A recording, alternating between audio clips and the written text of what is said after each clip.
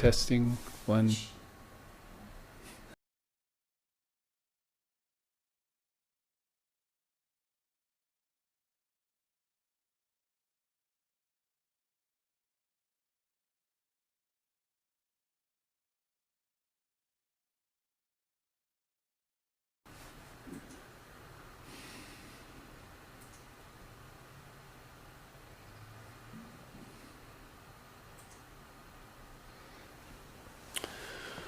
Om Sahana, Om Sahana Vavatu, Sahana Bhunaktu, Sahaviryam Karvavahai, Tejasvi Navaditamastu Ma Vidvishavahai.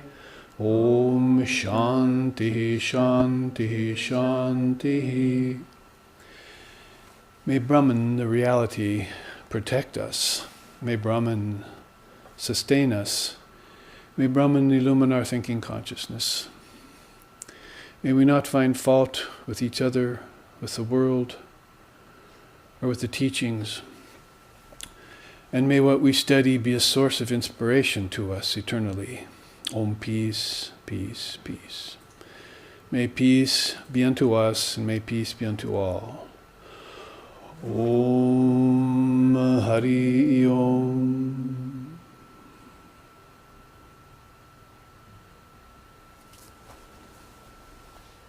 Welcome here to SRV Hawaii on a Sunday morning, bright and early after our 6 a.m. meditation for an hour.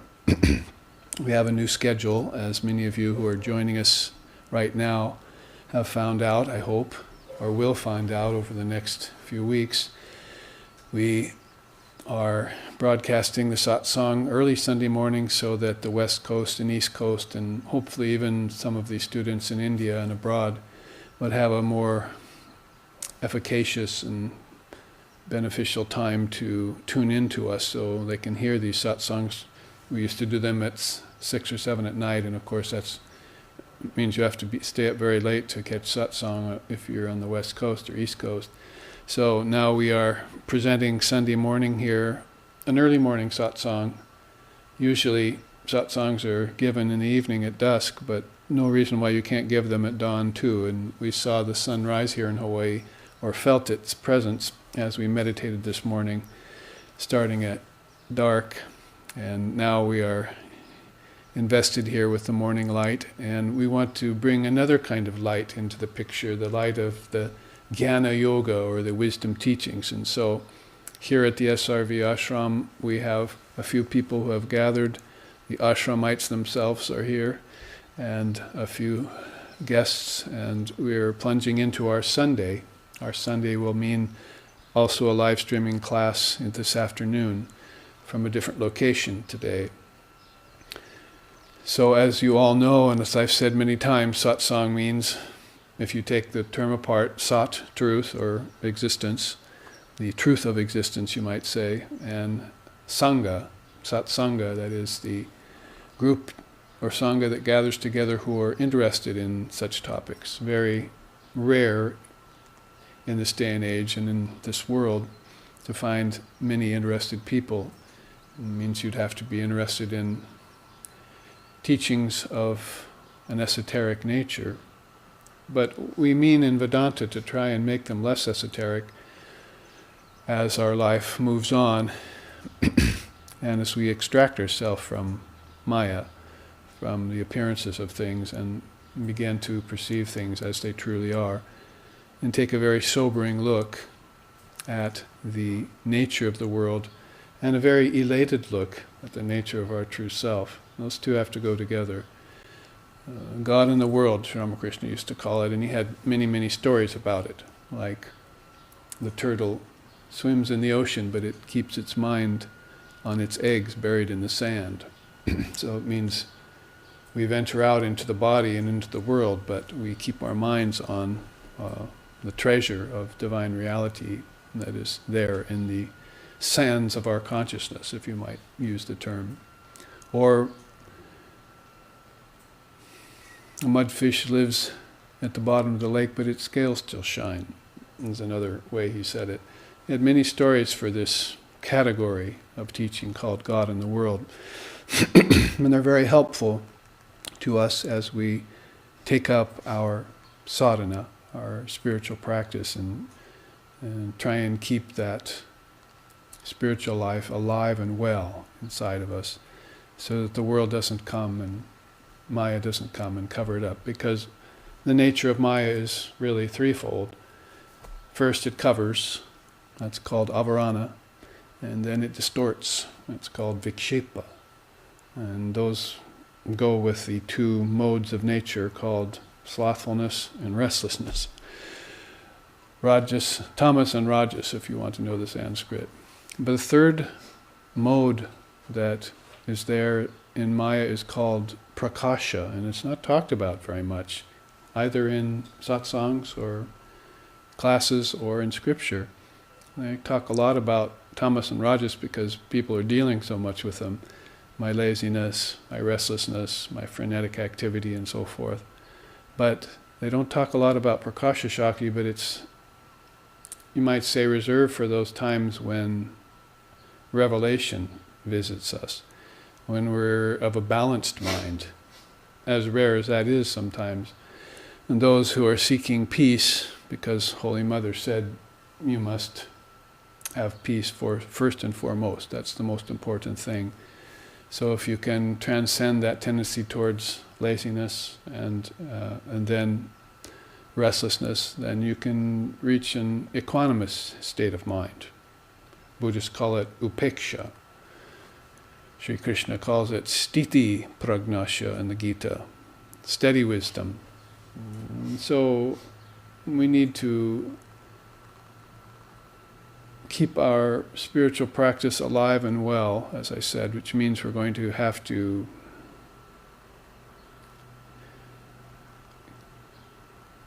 retain the remembrance of our true nature in us at all time. And that's actually the warp and woof of this first question. So I've been given some 5 or 6 questions here, and then if there's any questions that come up also with the live audience, we have our live streaming audience who are formless right now, and we have our live audience which is informed, so it's a good contrast here. If you have those questions, please let me know. But I will start us off and get our minds into the teachings by selecting from one of these subjects. In fact, we were talking about sadhana, and one student writes in and says, the subject of sadhana, for those of you who have joined us who are not familiar with the Sanskrit term, really just means spiritual discipline. We like to try and keep it intense, more intense, and so that it doesn't become superficial or mundane or backdrop or even just conventional religious. When those things, sadhana transcends those kinds of things. So it's one of those very important aspects of our life. She says, the subject of sadhana recently came up in one of our conversations, and I want to clarify something I heard.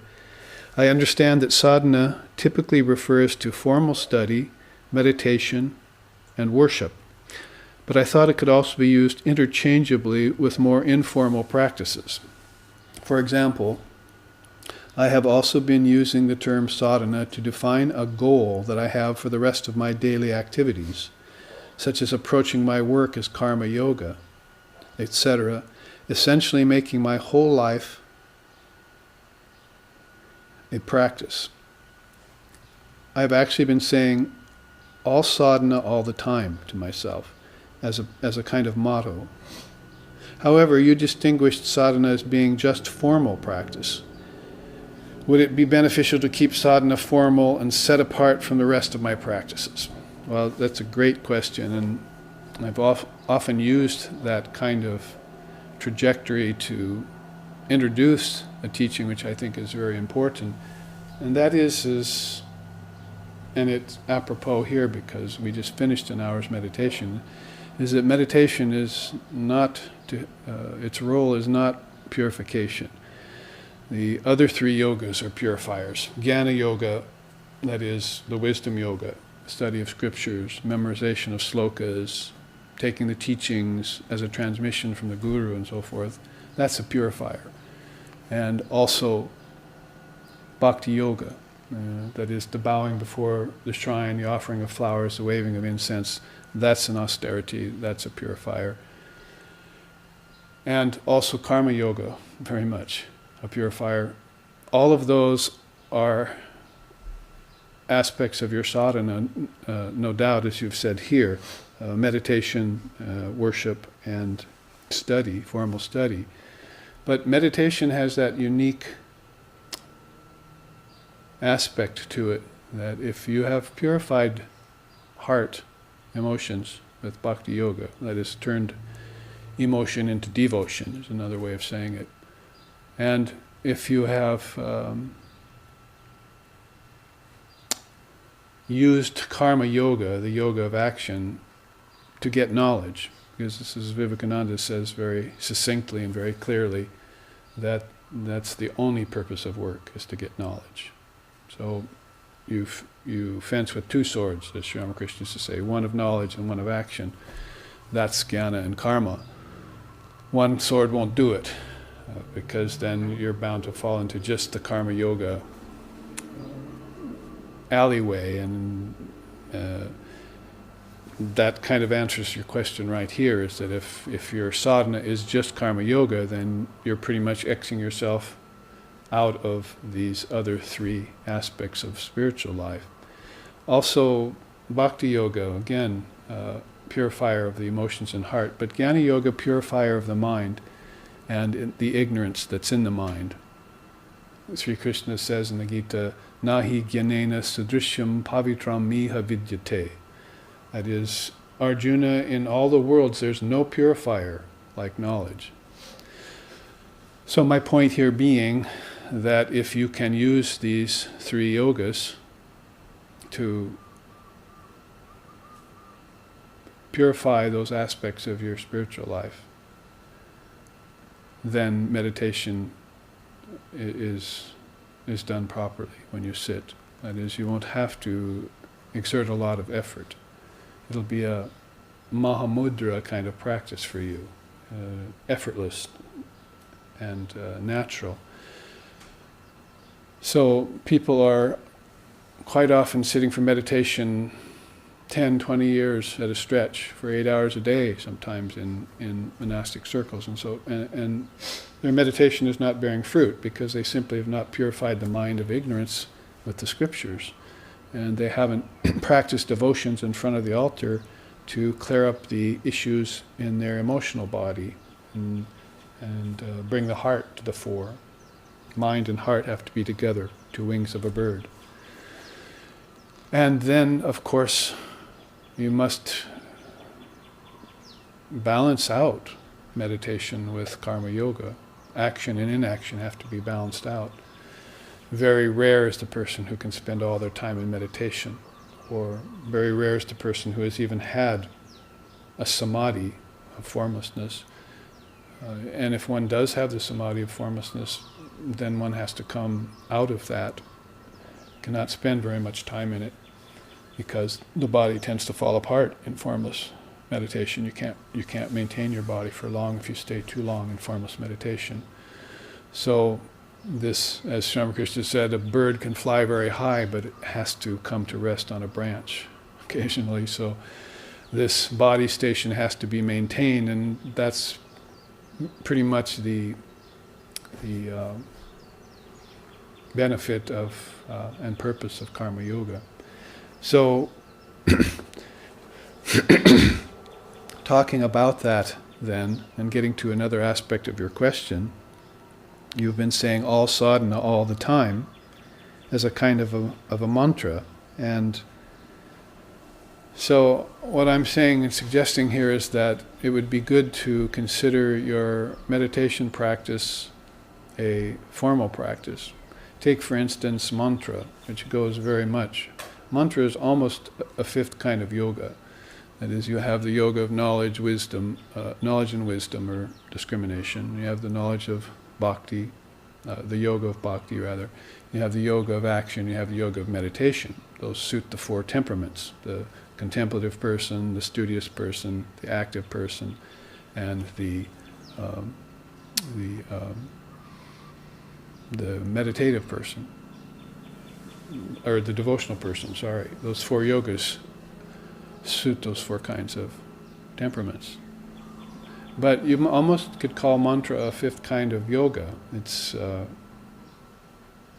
It has its connection with all 4 yogas, is what I'm saying. So yes, people have come to me and said, oh, I do my mantra all the time. You gave me initiation, I took the mantra, and I do it all the time. I do it on the bus on the way to work, and I do it when I'm flying in the airplane, and I try and do it when I'm walking about and so forth. And then I have to stop them and say, yes, but do you do it in formal practice in the morning? Because that's what I wanted you to do mainly, is to do that mantra when you're sitting in meditation. Mantra and meditation together have a salubrious effect, and a very different kind of effect than mantra mixed in with your karma yoga. So that's one example of how to, as you were saying here, keep sadhana formal and set apart from the rest of my practices. Now, as far as perspective goes, because perspective or context is very important inside of teachings, inside of scriptures, inside of instructions, is that it's very beneficial to think of your work as being a part of your sadhana, is that you go about making an offering of everything. All work is worship, as Vivekananda said, or labor as love. That's a very high level of karma yoga you're after when you're seeking that kind of a level of proficiency. So in that case, then you're going to be very keen on having mindfulness in all your actions. You're going to be very specific about what you do and watch the results. And so you're kind of bringing the yogas of discrimination, the yogas of meditation, and the yogas of action all together, aren't you? Because there's an observer of your actions, and then there's a discriminator of your actions, whether to do, what not to do, and so forth. So you have naturally all 4 yogas flowing together all the time. Back to the benefit of formal practice is that's the one of the very few times when you have a chance to practice formlessness. You're not going to be successful, I'm sorry, at practicing formlessness in action. There was a story about Holy Mother. They asked her, Sri Sharda Devi, my guru's guru and our ideal here at the SRV associations, they asked her, can you keep your mind on God all the time? And of course she was a master at mantra and meditation and so forth. And she said, no, how's that possible, my dear? There's this work to do. So she was implying that you cannot meditate and do work at the same time. So there's an example of how to keep the two separate. You have some sort of an ideal about doing work in a sort of meditative atmosphere, but that's called peace. It's peace, that is freedom from slothfulness, freedom from restlessness, and hopefully an abidance in that revelatory power. But that's all a kind of action that's going on inside of your mind. The idea here is distinguish it from formal practice, which is formless in your meditation. As I've been saying, there's only really 4 times when a person experiences formlessness in their life. One is deep sleep, which is a study in itself. That is the absence of waking and dream. That's a very specific level of your consciousness that nobody studies. So deep sleep is a very important part of our consciousness. Then death, another time you practice, as it were, formlessness. You probably don't want to wait for that to practice it, though. It would be good to die on your cushion, as the Zen Buddhist said. Just go ahead, die, do it, get it over with. Put the ego away and try and get into zazen or into meditation. And then you have meditation is a time when you can, if you're present for it, and if you see it happening to yourself, that's a time when meditation you'll go formless at a certain part. Just like in a certain, say, 8 hour, 6 hour, for the yogi, 2 to 3 hour sleep at night, he will go into deep sleep for a portion of that. For the average person, then they will go into formlessness, maybe 5 or 10 minutes of their 1 hour meditation. And the rest is all dealing with form, it's dealing with Maya, name and form, in time and space. Don't think that Maya is just illusion. It's much, much more than that. Maya is name and form in time and space based on karma. It's the whole shooting match. There's a whole shooting match there that you're dealing with in the realm of nama rupa. So when we talk about that, we talk about 4 things that are worthy of consideration. Brahman, that is reality, or if you want to call it Allah or Almighty Father. Ishvara, the highest reckoning of God with form that the human mind can comprehend. Sadhana, that is your spiritual practice, and Maya. And those 4 subjects are fit for satsang. That is, when you come to satsang, you're not going to start talking about the weather or, your maladies and so forth and so on. You have to change the atmosphere and place the mind in a higher level so that you open up higher levels of your consciousness again and again until it becomes natural that you have access to your own higher consciousness. Most people don't even have access to a level of higher consciousness. So of all of those things you see, Brahman, Ishvara, sadhana, and Maya, Maya is very common. It's the most common of all things. The problem being that nobody pinpoints it. Nobody knows that they're in it. They never say to themselves, oh, I'm here in the realms of name and form, therefore it's a problem. You see, they say, oh, I'm very happy here in the realms of name and form. Until Christ comes and tells you, birds have nests, foxes have holes, but you don't have any place to lay your head here. This is not your abiding place. This is not your home. Name and form is not your home. Formlessness is your home. So Maya being very common, the only problem being that nobody recognizes it. Nobody puts their finger on it. The ancient rishis gave it a 4-letter word. It's the queen of all 4-letter words now, Maya. Now, on the other side of that, you have Ishvara, that is Jesus, Buddha, Krishna, Shiva, Kali, Ishvara or Ishvari. You have these great forms that benefit you in meditation. You get to the Father through the Son, or here in this place you get to the Mother through the daughter. Whatever the case may be, you have that great cosmic form of the Lord. And then you have this formless Brahman out of which it comes, out of which everything comes. Now, those 3 things are surrounding you if you're a sadhaka. That is, your sadhana falls right in the middle of all 3 of those things. You have Brahman on one side, you have Ishvara on the other, and you have Maya in the mix. But your sadhana is the defining thing.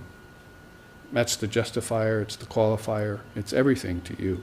Sri Krishna says that in the Uddhava Gita. He says, quite often, Uddhava, it is the case that there are rare souls that make their way to enlightenment under their own efforts. That is, they're not going to rely on grace, they're not going to rely on this and that. Through their own self-effort, they will make their way to enlightenment. And so he acknowledges that, and he also gives his benediction upon it. So sadhana, the cutting edge of everything. To keep a sadhana going in daily life is a very difficult thing to do. And that sadhana, as we've defined it, has pretty much those 4 or 5 yogas involved in it.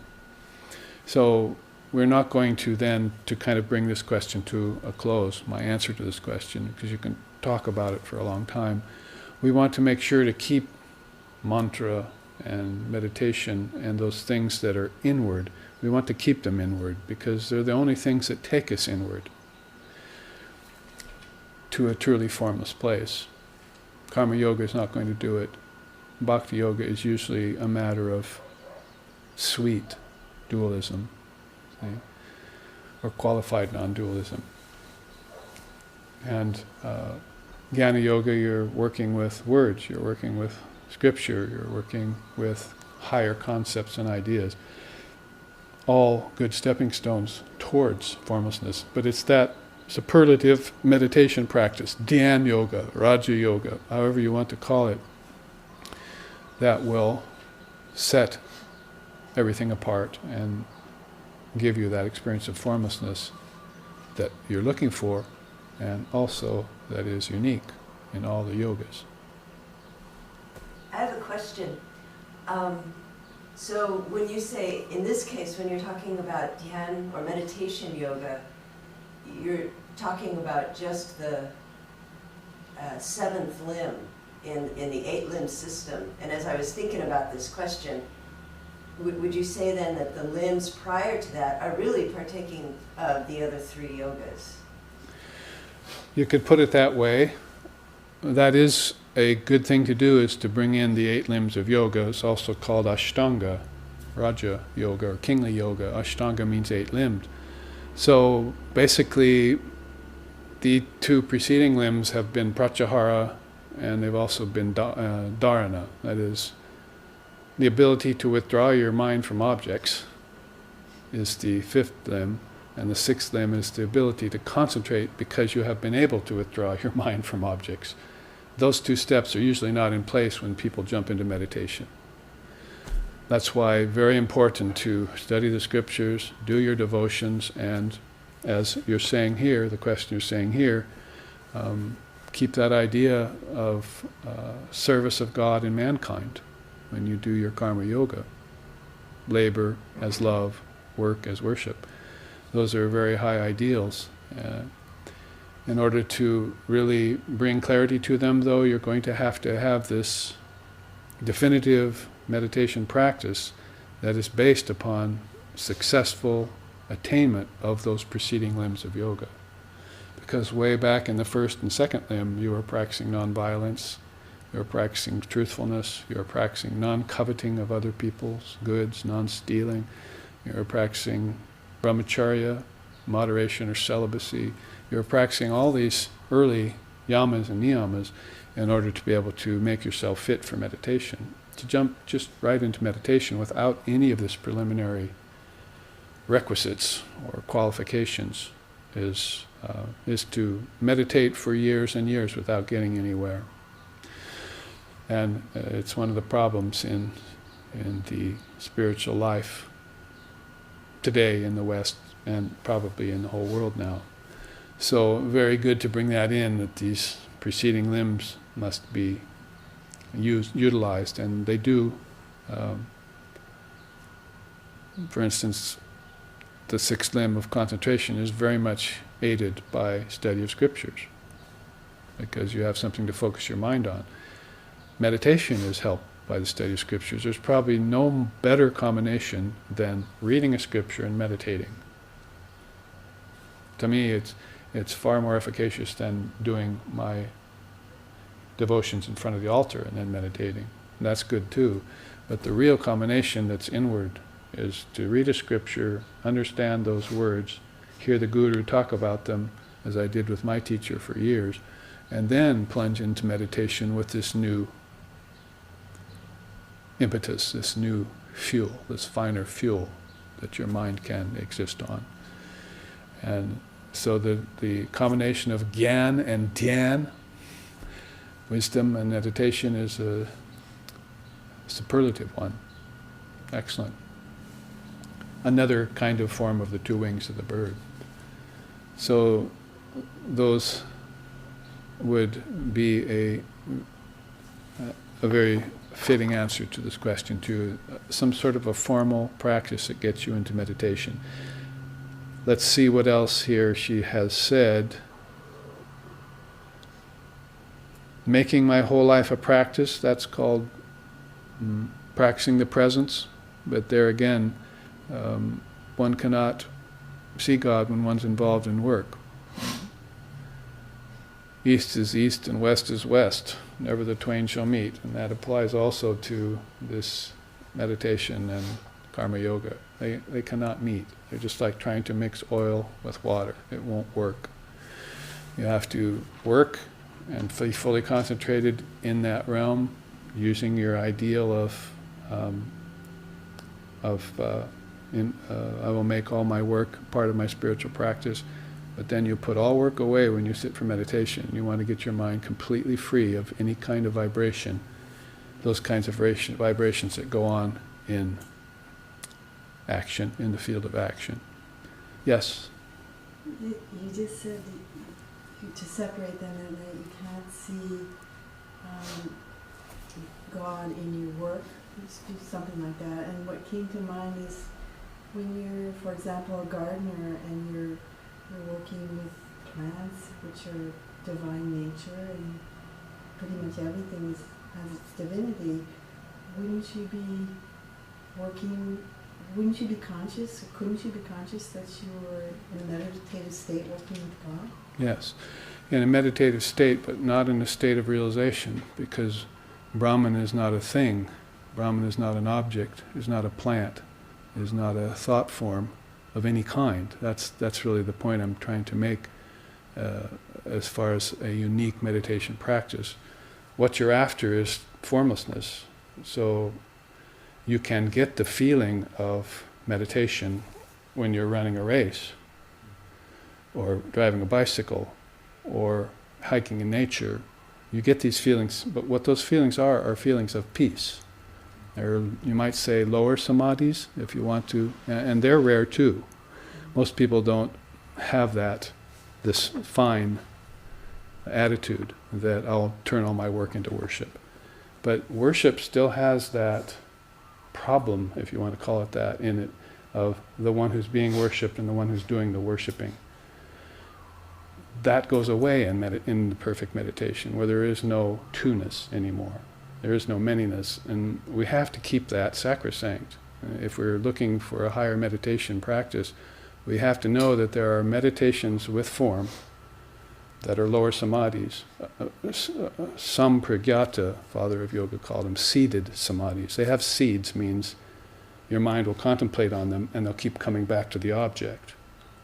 But there's one unique kind of samadhi, which is called nirvikalpa in Advaita, and it's called satori in Zen, and it's called asampragyata, non-seated in yoga, and it's called fana in Muslim religion, and so forth and so on. That's unique unto itself, because the only thing it's focused on, and the only thing that it will reveal, is Brahman, divine reality. So all of these other things as stepping stones, fine. They're qualifiers, they're requisites. But that one unique samadhi that you're looking for, according to both Krishna in the Gita and Shiva in the Tantras, is that formless meditation. So how do I not fall into the trap of dualism, saying this is formless meditation and this isn't? The question comes forward that how does one avoid that duality or that schism between form and formlessness? I think by unifying the two, it's going to be a very unique movement inside of the soul that can accomplish that. It begins with contemplating the distinctions, the dualities, like bondage and liberation is a good one to start with, or form and formlessness. Those are very, very high dualities. Say, compared to happiness and sorrow, which most people are spending most of their time on. You see, trying to come to some sort of grips with the fact that these dualities like virtue and vice and happiness and sorrow are always mucking up my meditation or mucking up my life. Because if you're talking on this level, your life is meditation. That's what she wants to do, is turn all her life, even her action, into meditation. Fine. good, great, excellent, more power to thee. But this one aspect of this question she's trying to get to is this mention I made that you should keep some part of your practice formal. And like say with the mantra, you can do it everywhere, fine, that's good, it's a kind of protection. But meditation is not for health or healing, and it's not for purification. It's for meeting God. I mean, that's put in a dualistic kind of way, but it is I and my Father are one. That's meditation. And it cannot be compromised at all. In order to have it, it's the one unique fruit of mature sadhana. Like the Sufis say, I went to pick the fruit of my sadhana off the branch of spiritual effort, and I found out the whole tree was inside of myself. Fruit, tree, branch, everything was inside of me. When that kind of a level of meditation comes around upon you, then you're having nirvikalpa, free of time, nirvana, free of all mental projections, everything made extinct. And that's when the soul glimpses itself for the first time. Everything else it saw was, as Vivekananda said, creatures of its fancy. Plants, animals, insects, planets, gods, angels, those were all creatures of its own fancy. But when it saw that definitive realization, it saw itself, capital S, self, Buddha nature, self, Atman, self. That is reserved for formal practice. There's a couple of things that came to my mind when you were talking about, keeping foremost formal meditation and mantra practice. Yes. Before all the rest of this, was making me think of Jesus saying, seek ye first the kingdom of God, and all these things will be added unto you. Beautiful saying. Yeah, and it's like what you're talking about feels like it reveals, inner meaning to that, as opposed to the way that it's normally read, in the churches.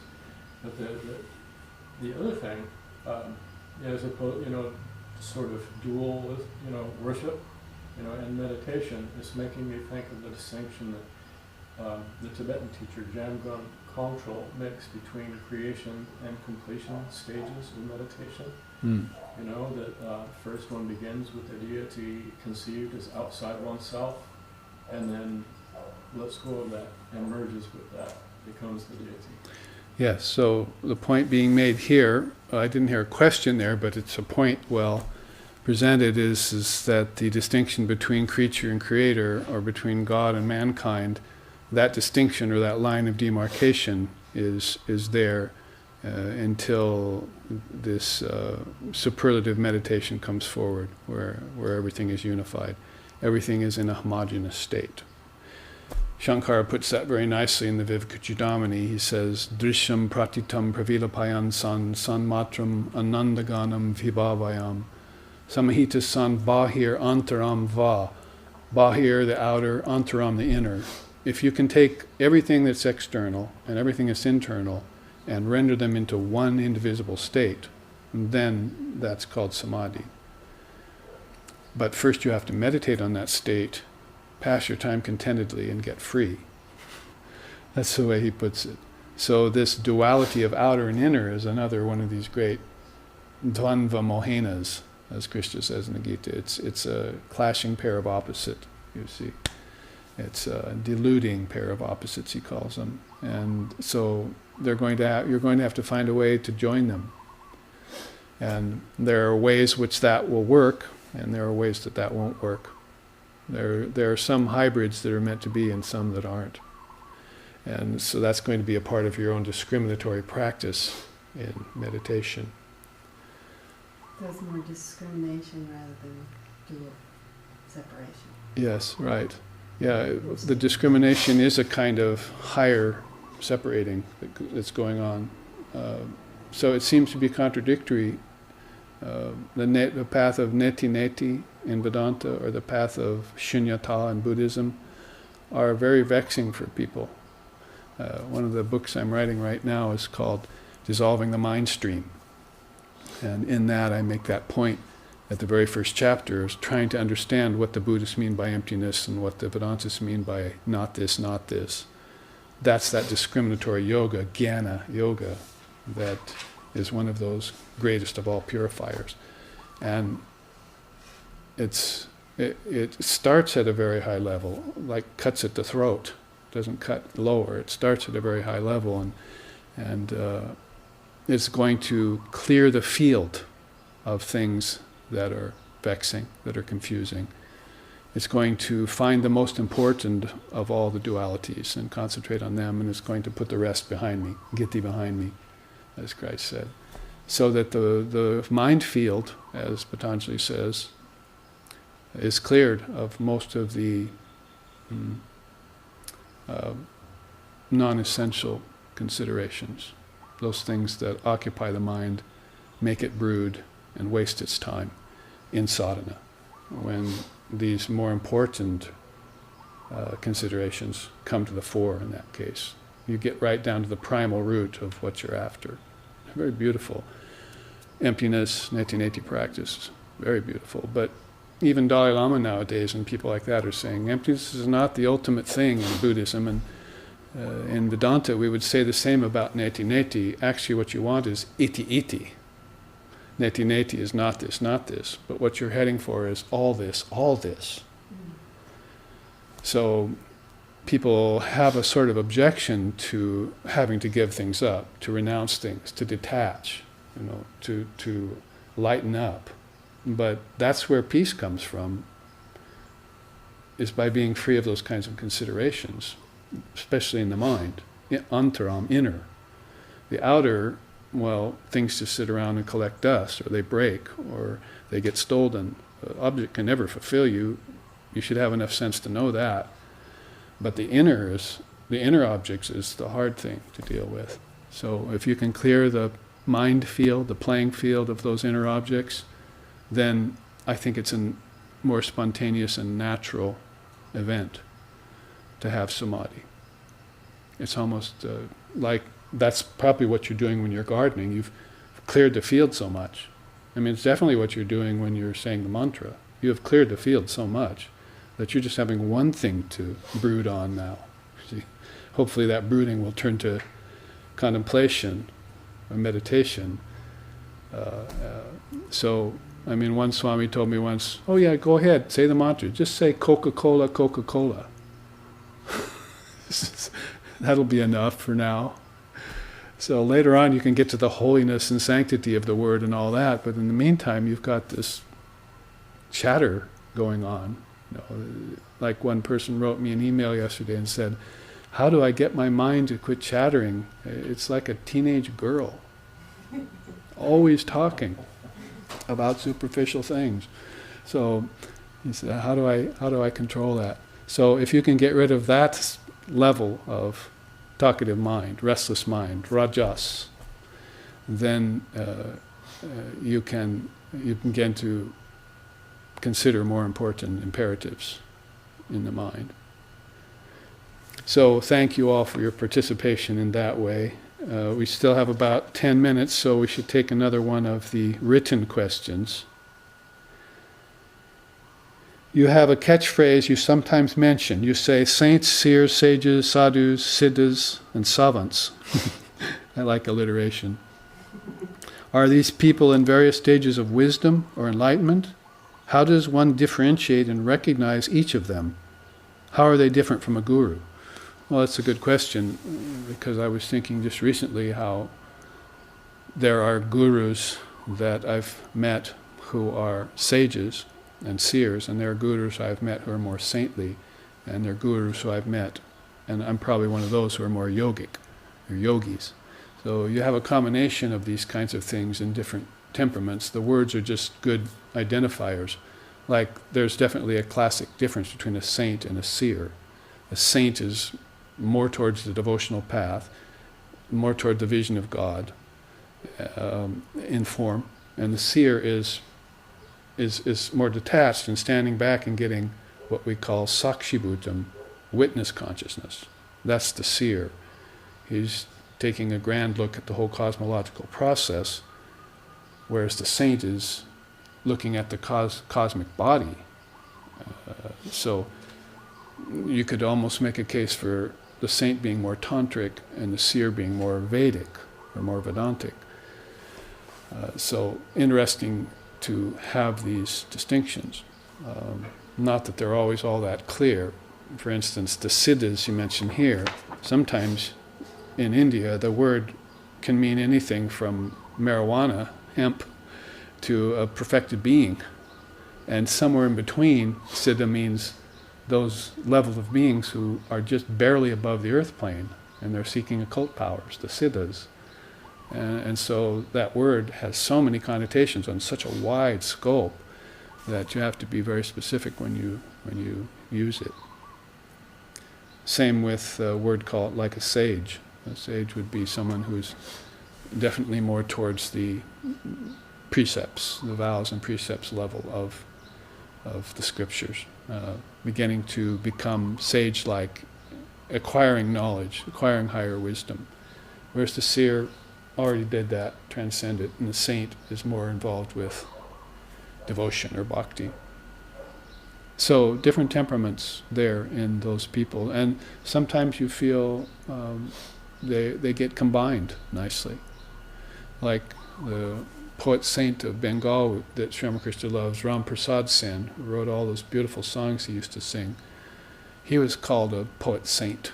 So you see there's some people who blend the arts with their spiritual life. This lady who wrote this question wants to become a household saint. She wants to turn karma yoga into a kind of art.